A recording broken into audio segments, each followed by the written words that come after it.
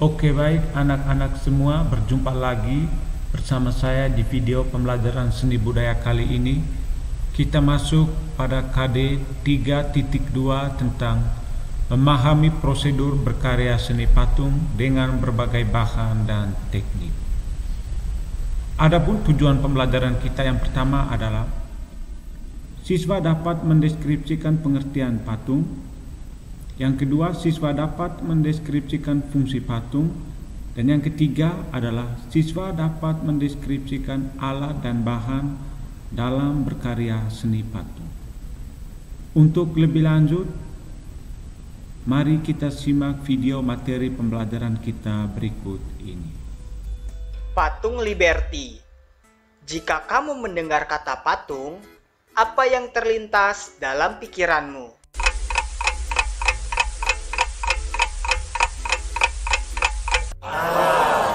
Patung adalah benda tiga dimensi, karya manusia yang diakui secara khusus sebagai suatu karya seni. Bahan dalam berkarya seni patung terkadang menggunakan bahan yang keras dan seringkali mahal. Untuk itu, karya seni patung dapat bertahan selama mungkin. Pengertian patung. Seni patung adalah cabang seni rupa tiga dimensi atau trimatra yang diciptakan menggunakan metode subtraktif atau mengurangi bahan. Dapat juga diciptakan menggunakan metode adiktif atau membentuk model. Patung identik dengan sebuah karya yang meniru bentuk atau bisa diartikan sebagai plastic art atau seni plastik.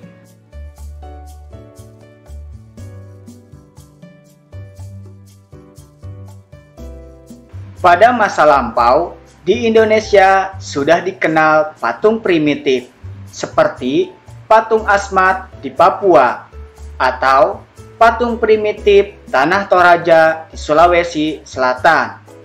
Pada masa kerajaan Hindu-Buddha, di Pulau Jawa dan Pulau Bali banyak sekali ditemukan hasil karya seni patung, terutama di candi-candi Hindu dan Buddha yang bercorak tradisional.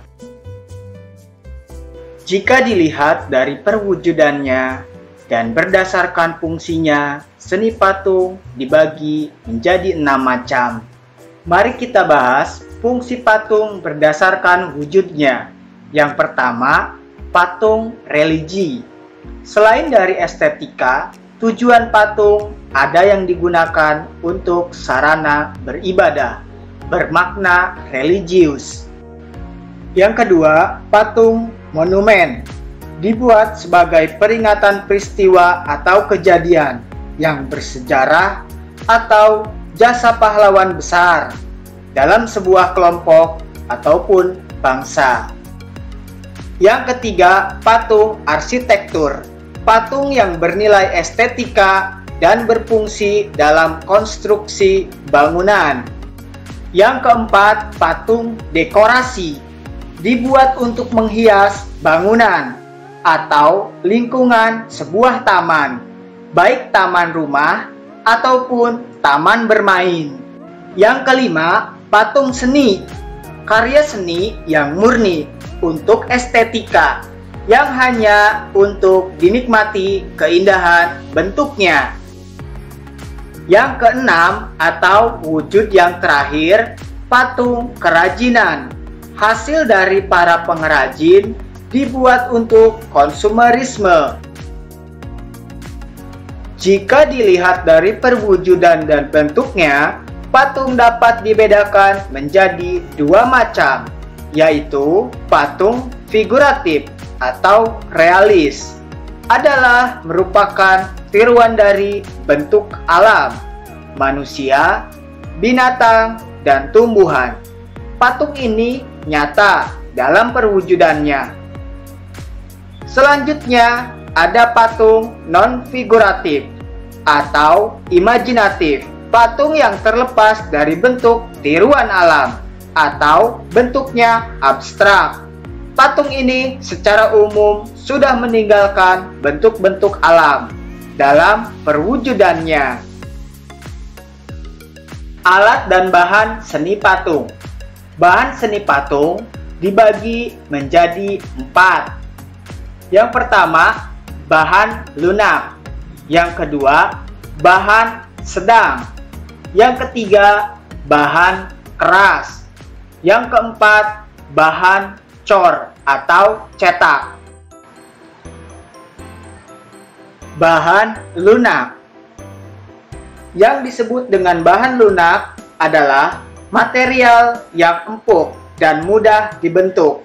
Misalnya, tanah liat, lilin, sabun, plastisin, dan bahan yang mudah dibentuk lainnya. Bahan sedang.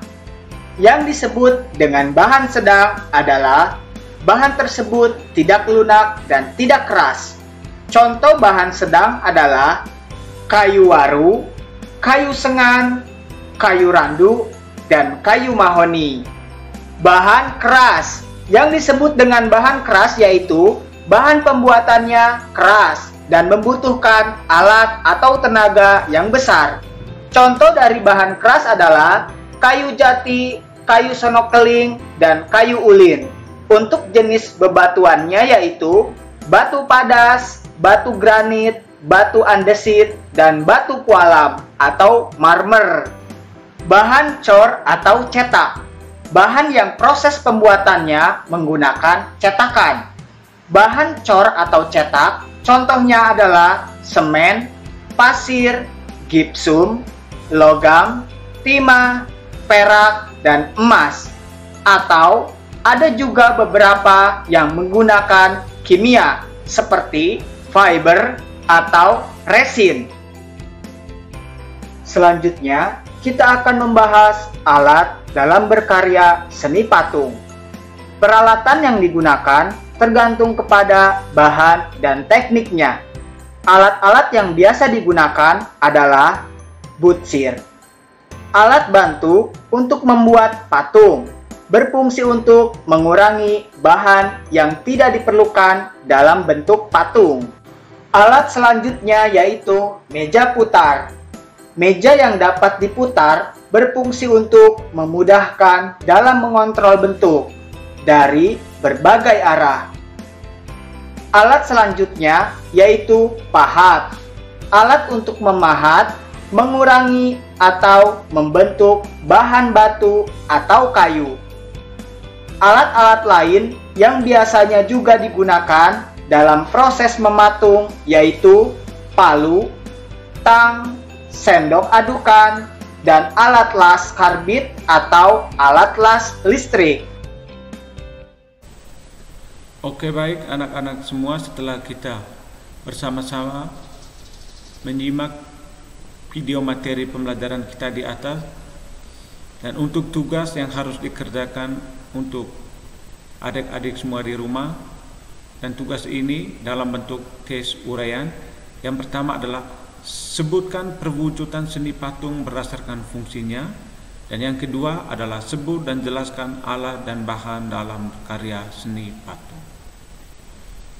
Oke, baik anak-anak semua, semoga video pembelajaran seni budaya kali ini bermanfaat untuk anak-anak semua yang mengikuti pembelajaran dengan menggunakan metode daring di rumah.